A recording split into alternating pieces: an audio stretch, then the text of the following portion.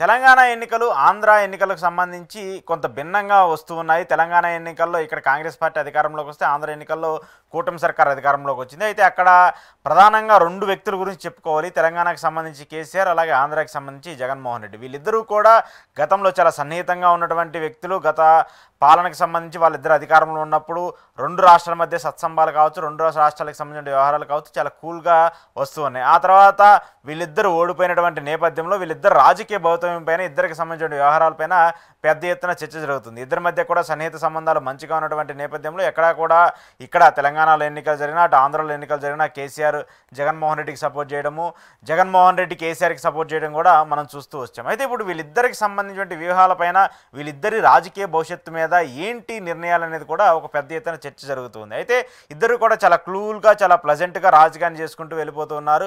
వాస్తవానికి జగన్మోహన్ రెడ్డి పడిపోయినటువంటి స్థానాలు కావచ్చు, ఆయన ఓటమి కావచ్చు, చాలా డౌన్కి తీసుకెళ్లే పరిస్థితి ఉంటుంది, చాలా కృంగదీసే పరిస్థితి ఉన్నప్పటికీ కూడా ఆయన మళ్ళీ ఈజీగా బయటకు వచ్చారు. దాన్ని ఓవర్కమ్ చేస్తూ వచ్చారు. ఓవర్కమ్ చేసి ప్రజల్లోకి వస్తూ ఉన్నారు. పార్టీని మళ్ళీ సంస్థాగతంగా నిర్మాణం చేసుకుంటూ వస్తున్నారు. ఇటు కేసీఆర్కి సంబంధించి తెలంగాణ రాజకీయాలను చూసుకున్నా కూడా, తెలంగాణ రాజకీయాల్లో కేసీఆర్ బయటికి రాకపోయినప్పటికీ కూడా ఆయన ఫామ్ హౌస్లో ఉండి తెలంగాణ రాజకీయాలు ఏం జరుగుతున్నాయి అని చెప్పేసి నిశ్చితంగా పరిశీలిస్తూ ఉన్నారు.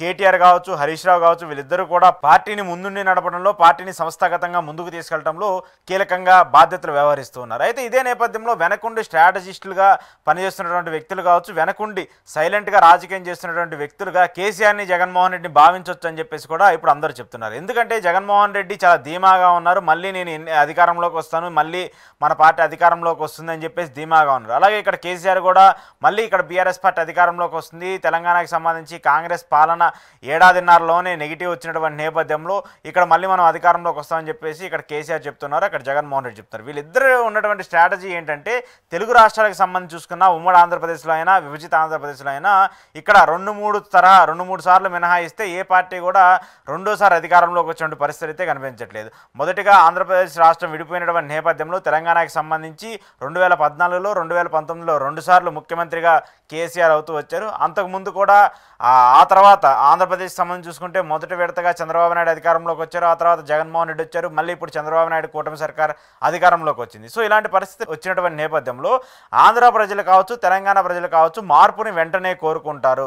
ఒక పార్టీకి కంటిన్యూగా రూలింగ్ ఇవ్వరు అనేటువంటి ఒక చర్చ కూడా రాజకీయ నేతలు కనిపిస్తుంది. ప్రధానంగా ఇద్దరు నేతల్లో ఎక్కువగా ఆ ధీమా కనిపిస్తుంది అనేటువంటి అంశం కూడా మనకు తెలుస్తుంది. ఎందుకంటే గతంలో కూడా తమిళనాడు రాజకీయాన్ని మనం సునిశ్చితంగా పరిశీలిస్తే తమిళనాడులో కూడా ఏ పార్టీ కూడా వరుసగా విజయం సాధించినటువంటి దాఖలాలు చాలా తక్కువగా కనిపిస్తూ ఉంటాయి. సో అక్కడ ఏ పార్టీ అయినా సరే 5 ఏళ్ల పార్టీ పరిపాలిస్తుంది, మళ్ళీ ఆ తర్వాత మళ్ళీ కొత్త పార్టీ అధికారంలోకి వస్తుంది, మళ్ళీ ఆ పార్టీ ఓడిపోతుంది, మళ్ళీ ఇంకో పార్టీ అధికారంలోకి వస్తూ ఉంటుంది. సో ఇలా పార్టీల మార్పులు ఎక్కువగా, గెలుపులకు సంబంధించిన మార్పులు ఎక్కువగా కనిపిస్తూ ఉంటాయి. సో అలాంటి రాజకీయం తెలుగు రాష్ట్రాల్లో కూడా ఎక్కువగా మనకు కనిపిస్తుంది. ఉదాహరణకు 2004, 2009లో వైఎస్ రాజశేఖర రెడ్డికి సంబంధించినటువంటి ఆయన విజయం సాధించిన నేపథ్యంలో ఆ గెలుపు మినహాయిస్తే అంతకుముందు ఎక్కడా కూడా కంటిన్యూగా ఒక పార్టీ గెలిచేటువంటి దాఖలు అయితే మనకు కనిపించలేదు. అంతకుముందు చంద్రబాబు నాయుడు అప్పుడు ఎన్టీఆర్తో గొడవపడి పార్టీని తీసుకోవడము, ఆ తర్వాత పార్టీని చేకెక్కించుకొని ఆయన మళ్ళీ ముఖ్యమంత్రి అవ్వడము, ఇలాంటి పరిణామాలు తప్పితే కూడా ఎక్కడా కూడా కంటిన్యూగా ఒక పార్టీ అధికారం సాధించడం, ఒక పార్టీ కంటిన్యూగా రాజకీయాన్ని నడపడం అయితే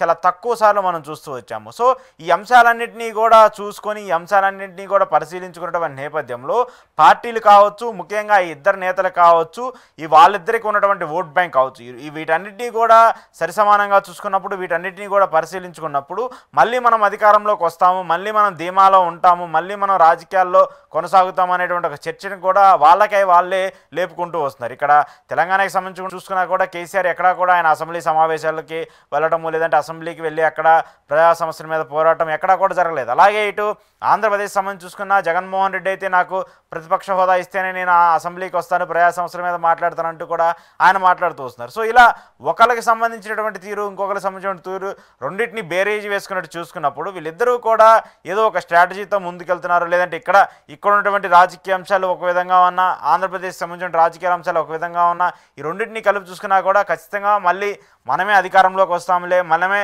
అధికారంలోకి వచ్చే ఆ పరిస్థితులు ఉంటాయిలే, ఎందుకంటే ప్రభుత్వం మీద వ్యతిరేకత ఉంటుంది కాబట్టి ఆ వ్యతిరేకతని క్యాష్ చేసుకుంటేనో, ఆ వ్యతిరేకతను ఉపయోగించుకుంటేనో ఈజీగా గవర్నమెంట్ వస్తుంది అనేటువంటి ఒక భావనలో ఈ రెండు పార్టీలకు సంబంధించిన అగ్రనేతలు కూడా ఉన్నట్టు తెలిసింది. వాస్తవానికి ఇవన్నీ కూడా ఒకసారి సక్సెస్ అవుతాయి, ఒకసారి ఫెయిల్ అవుతాయి అనేది కూడా మనకి చూస్తున్నటువంటి పరిస్థితులు చూస్తే మనకు అర్థమవుతుంది. సో ఈ అంశాలన్నీ చూసుకున్నప్పుడు వాళ్ళకై ఆ ధీమా ఉంటే మంచిదే, కానీ ప్రజా సమస్యలకు సంబంధించి ప్రజల్లో మళ్ళీ పార్టీని బలోపేతం చేసుకోవడమో, పార్టీని డెవలప్మెంట్ చేసుకోవడమో, కార్యకర్తలని అలాగే నేతలందరినీ కూడా సమన్వయం చేసుకొని ముందుకెళ్తే విజయం ఖాయమవుతుంది. కానీ గతంలో ఇలా జరిగింది కదా, ఇప్పుడు కూడా ఇలా జరుగుతుందిలే అనేటువంటి ఒక ధీమాలో ఉంటే మాత్రము పార్టీకి కొంత ఇబ్బంది పడే పరిస్థితులు వస్తాయి. వాస్తవానికి అది బై లక్గానో లేదంటే ప్రభుత్వం మీద వ్యతిరేకత ఉన్నప్పుడు ఆటోమేటిక్గా ప్రతిపక్షంలో ఏదైతే ఉంటుందో అదే అధికారంలోకి వస్తుంది, సహజంగానే జరిగేది రాజకీయాల్లో. సో కానీ అదే జరుగుద్ది కదా, ఇంకా మనం ఎందుకు కష్టపడటం, మనం ఎందుకు కృషి చేయడం అనేటువంటి ధీమాలో ఉంటే మాత్రము రెండు రాజకీయ పార్టీలు ఇబ్బంది పడే పరిస్థితులు ఉంటాయి.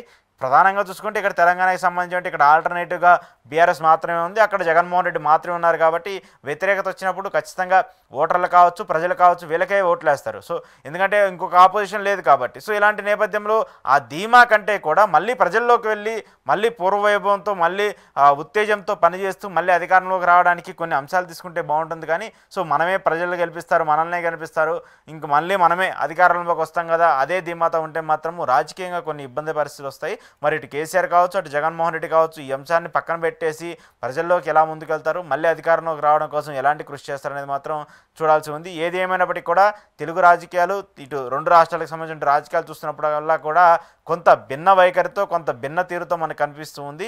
మరి ఈ ఇద్దరు నాయకులు రాజకీయ భవిష్యత్తు రాబోయే రోజుల్లో ఎలా ఉంటుంది, రాబోయే ఎన్నికలకు సంబంధించి వీళ్ళు వేసే అడుగులు, వీళ్ళు తీసుకునే తీరు ఎలా ఉంటుంది అనేది కూడా ఇప్పుడు పెద్ద ఎత్తున ప్రశ్నగా కనిపిస్తుంది.